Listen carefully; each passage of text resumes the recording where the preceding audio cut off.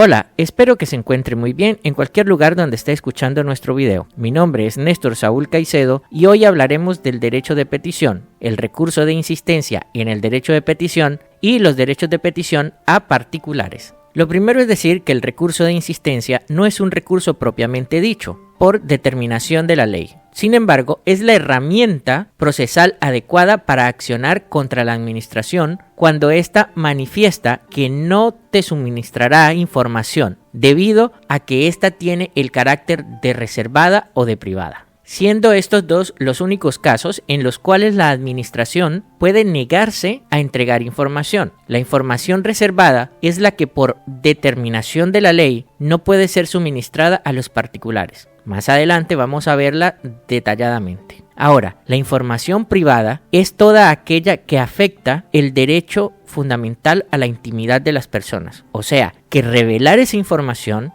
va a terminar violando el derecho a la intimidad de alguien. Por ejemplo, en un proceso judicial, si hay una serie de imágenes y fotografías íntimas de una persona y esas imágenes se entregan a personas que no están relacionadas con la investigación y con el proceso y se hacen públicas, se violaría el derecho fundamental a la intimidad de la persona que aparece en esas fotografías o quien tenía la custodia y que le fueron quitadas por las autoridades. Por eso, ese tipo de información no se puede entregar por medio del derecho de petición. ¿Cómo se toma la determinación? ¿Qué tiene que hacer el funcionario para no suministrarte la información? Una vez haya hecho el estudio correspondiente para poder darte respuesta, al ver que la información que se está solicitando es reservada o privada, lo hará por medio del rechazo de la petición de información e informará si es por motivo de reserva o por motivo de información privada. La ley establece una serie de requisitos que deben ser cumplidos en el recurso de insistencia.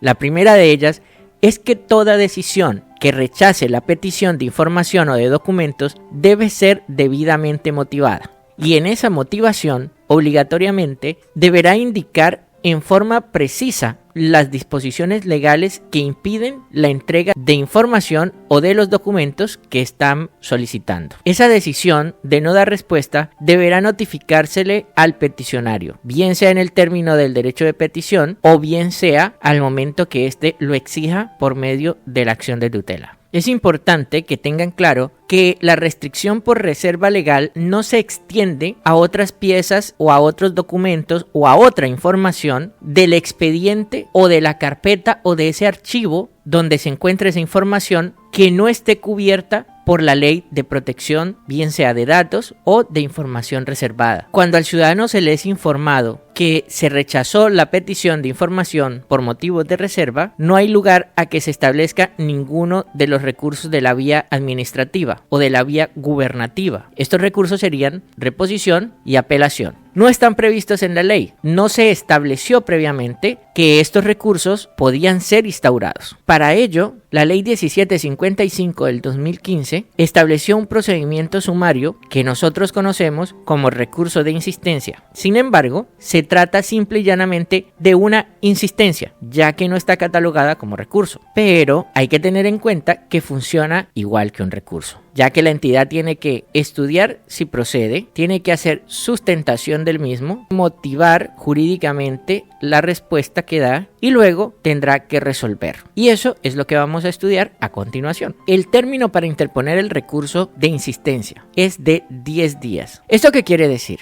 Que si se notifica físicamente en las instalaciones de la entidad y la respuesta no le es enviada por correo a su dirección, sino que la persona la reclama, en el mismo acto de notificación interpone el recurso y lo sustenta dentro de los 10 días siguientes. Ahora bien, si es notificado por escrito a su dirección o a su correo electrónico, la persona tendrá 10 días para interponer la solicitud de insistencia ante la misma autoridad que le negó la información. Y en esos mismos 10 días deberá hacer la sustentación de esa insistencia. ¿Qué se recomienda? Que se haga un solo oficio en el que se interpone y en el que se sustenta. El funcionario ante quien radica usted el recurso de insistencia es el mismo que le negó la información. No es el mismo que lo va a resolver. Lo tiene que resolver o un juzgado administrativo, un tribunal o el Consejo de Estado, dependiendo de las circunstancias. Entonces, esta persona que recibe el recurso va a hacer un escrito y lo va a remitir a quien él considere que es el competente. Generalmente es el tribunal o el juzgado administrativo de la ciudad donde se encuentra la información o del circuito donde se encuentra la información. Este juzgado o este tribunal tendrá un término de 10 días para resolver el recurso. Este término se puede interrumpir en dos circunstancias. La primera es cuando el tribunal o el juez solicite copia o fotocopia de los documentos sobre cuya divulgación tenga que decidir. O sea, quiere ver qué es lo que está pidiendo la persona y decide saber si es correcto entregar la información, si se están cumpliendo con los requisitos de ley o si no. También dentro de este mismo caso, el juez puede solicitar cualquier información adicional a la entidad o al solicitante. En este caso, se interrumpe el término de 10 días. El siguiente caso, donde se suspenden los términos, es cuando la autoridad ante quien se presentó el derecho de petición y el recurso de insistencia solicita al Consejo de Estado que se haga cargo de dar respuesta a la insistencia por la gravedad y la importancia de la información.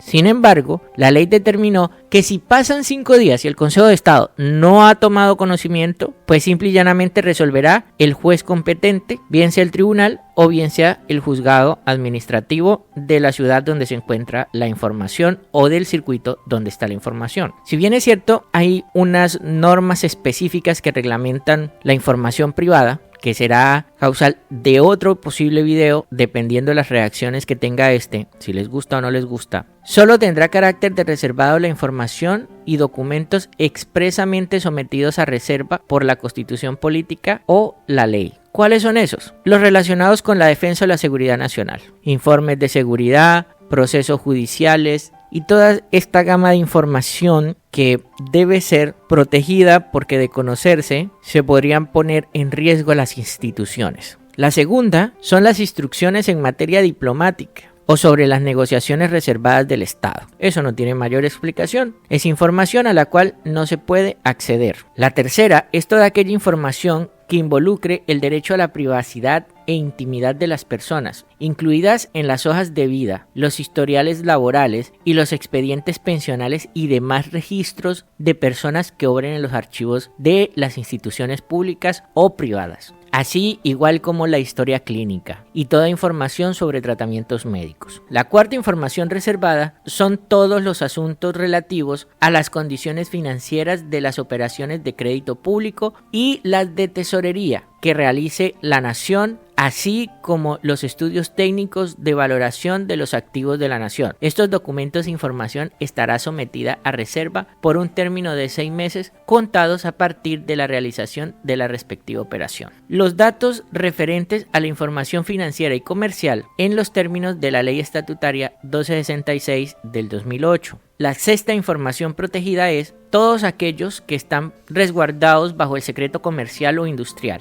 o sea, las fórmulas de ciertos productos, de ciertas aleaciones y todo lo que esté bajo los patrones establecidos por las leyes de propiedad intelectual y que hagan parte del secreto comercial o industrial. También hace parte de la información reservada en caso tanto de personas públicas como privadas, los planes estratégicos de acción comercial que tienen las empresas. Todo aquello que está amparado bajo el secreto profesional, exceptuando, en el caso de los abogados, cuando la información privada que está manejando lo convierte en cómplice de la comisión de delitos futuros. O sea, el abogado hace parte de la organización criminal. En ese caso, cuando el abogado hace parte integral de la organización criminal y tiene un rol en la ejecución del delito, la información que éste maneje no tiene el carácter de privada y no está protegida por la relación abogado-cliente. Y por último, tenemos los datos genéticos humanos. Si llegaste a este punto en nuestro video y te gusta el contenido, quiero invitarte a que te suscribas a nuestro canal, le des me gusta y clic a la campanita para que te lleguen las notificaciones. Ahora continúa con nosotros para seguir aprendiendo.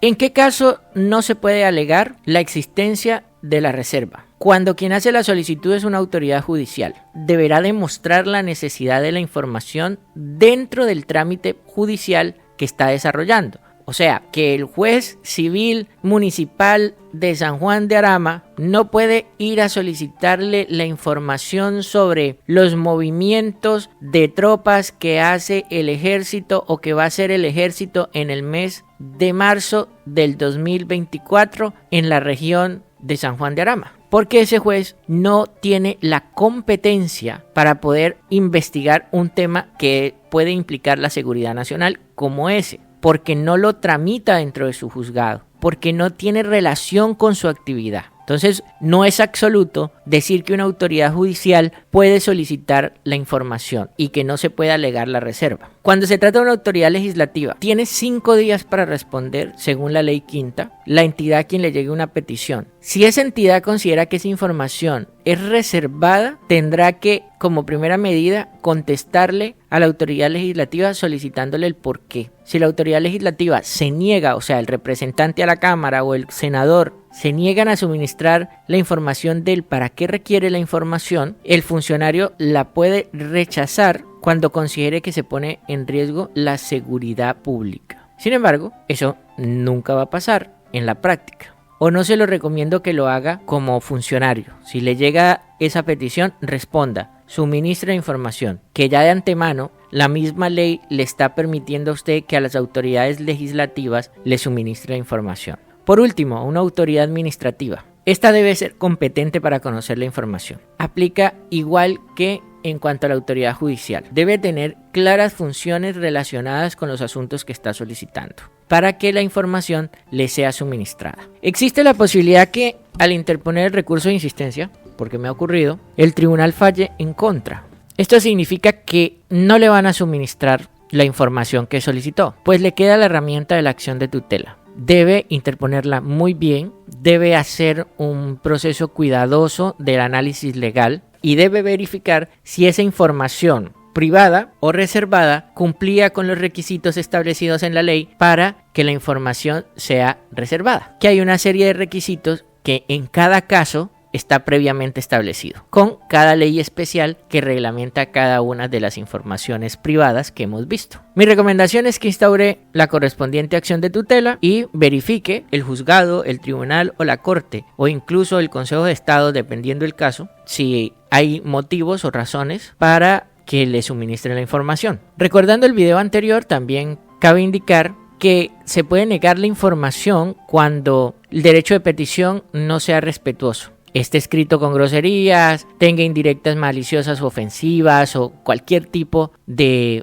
falta al debido respeto a las autoridades administrativas. Que la Constitución es quien marca esta pauta, porque todos tenemos derecho a interponer peticiones, pero que éstas sean respetuosas. Recuerde también que si no hay una falta de respeto o considera que no hay esa falta de respeto, una vez le llegue la respuesta con el rechazo a la petición, simple y llanamente interponga la acción de tutela, porque también puede ser utilizado como una excusa por parte de los funcionarios para no darle respuesta cuando usted es un peticionario incómodo. Puede que no haya lugar ni siquiera a la reserva. Eso como recomendación. Como hemos visto hasta este punto, el derecho de petición es una herramienta que está dispuesta para la relación entre las personas y las entidades públicas, pero también se puede utilizar para la relación entre personas de naturaleza privada. Siempre que voy a hablar de este tema, prefiero hacer la explicación de la diferencia que existe entre una persona jurídica y una persona natural. Las personas jurídicas son entes ficticios creados en virtud de la ley que tienen la capacidad de adquirir obligaciones y tienen derechos. No existen físicamente. El ejemplo clásico de una persona jurídica es el Estado. Tiene derechos y obligaciones para con los ciudadanos. Tiene derecho a cobrarnos impuestos y tiene obligaciones como prestarnos servicio de salud, garantizar condiciones de movilidad, etc. Eso sería una persona jurídica de derecho público.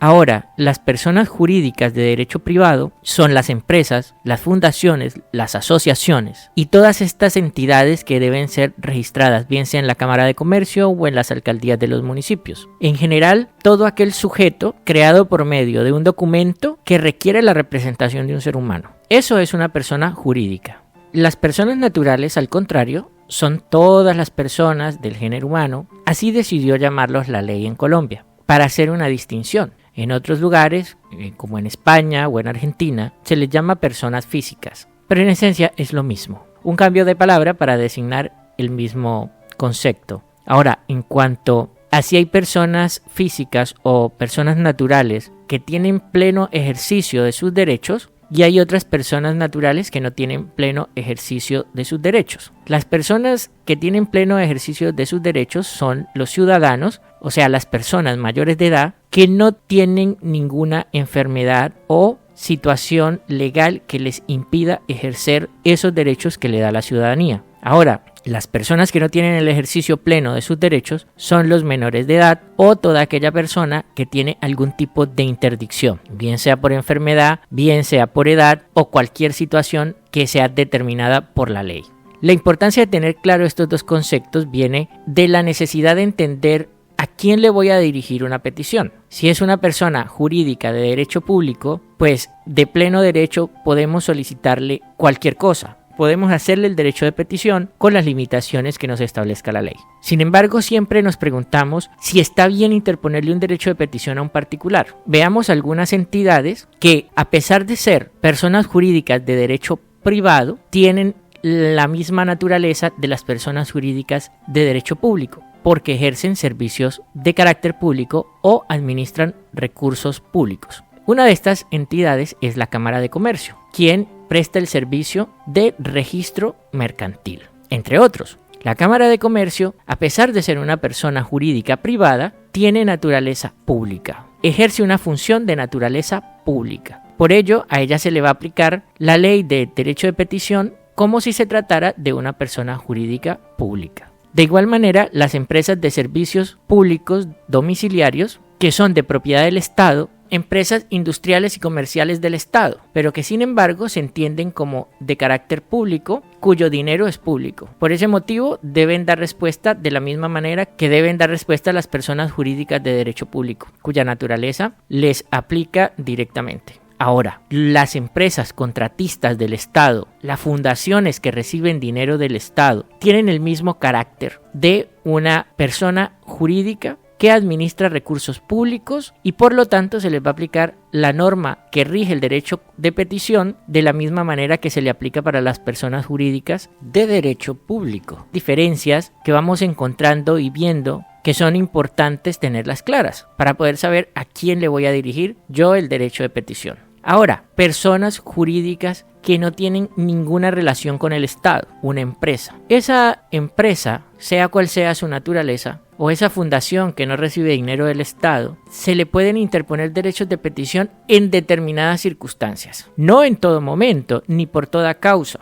Una persona que no tiene ninguna relación con una empresa y que ni siquiera consume sus productos no puede ir a interponerle un derecho de petición pidiéndole que le expliquen el procedimiento para la fabricación de un producto. Recordemos que, como lo dijimos en este mismo video, esas cuestiones pueden estar protegidas por la propiedad intelectual y adicionalmente por los secretos industriales y comerciales. Para poder entrar a ese tipo de discusiones y de solicitudes, las personas jurídicas deben tener una relación con la persona que les está interponiendo el derecho de petición. ¿En qué sentido? Puedo ser consumidor de sus productos, puedo ser un empleado, puedo ser un contratista. Tiene que existir un vínculo que relacione a la empresa con la persona que está haciendo el derecho de petición y esa petición tiene que estar dirigida a investigar cosas o a solicitar cosas relacionadas entre la persona natural y esa persona jurídica. La Corte Constitucional, mediante la sentencia C-951 del 2014, del 4 de diciembre,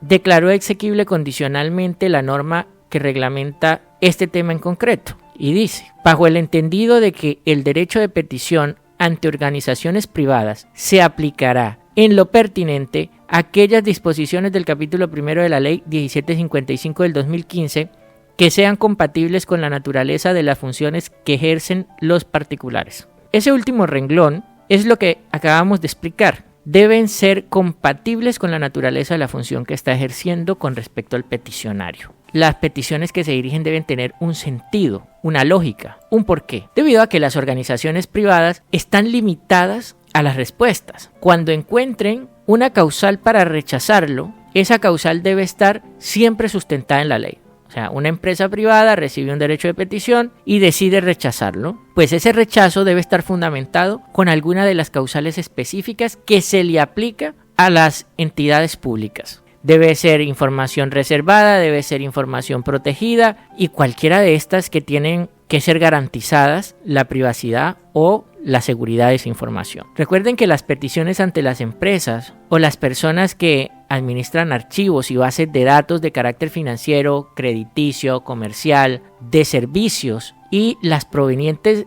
información que proviene de terceros se regirán por lo dispuesto en la ley del habeas data.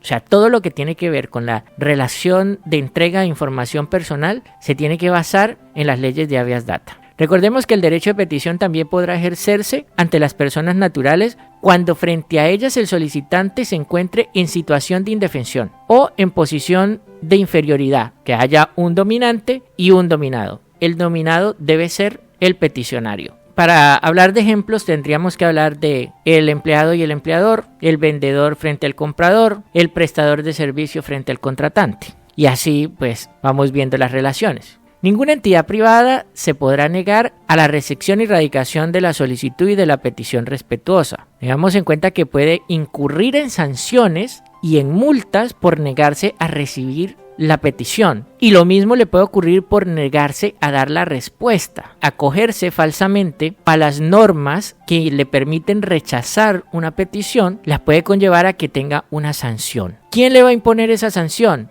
La superintendencia que lo vigile. O sea, si estamos hablando de una empresa, pues será la Superintendencia de Industria y Comercio, pero si se trata de una empresa de vigilancia, será la Superintendencia de Vigilancia. Si se trata de una empresa de telefonía móvil, estaríamos hablando pues de que la responsable sería la Superintendencia de Telecomunicaciones. Sin perjuicio de lo dispuesto en las leyes especiales, a las cajas de compensación, a las instituciones del Sistema de Seguridad Social Integral, a las entidades que conforman el sistema financiero, a la bolsa y a aquellas empresas que prestan servicios públicos y servicios públicos domiciliarios, como lo habíamos dicho, se les pueden dirigir derechos de petición en las mismas condiciones que se les dirigen a las empresas o a las entidades públicas. A los municipios, a las alcaldías, igual han sido equiparadas por la ley. De esta manera llegamos al final de este segundo video. No sin antes invitarlos a que le den me gusta al video, se suscriban al canal,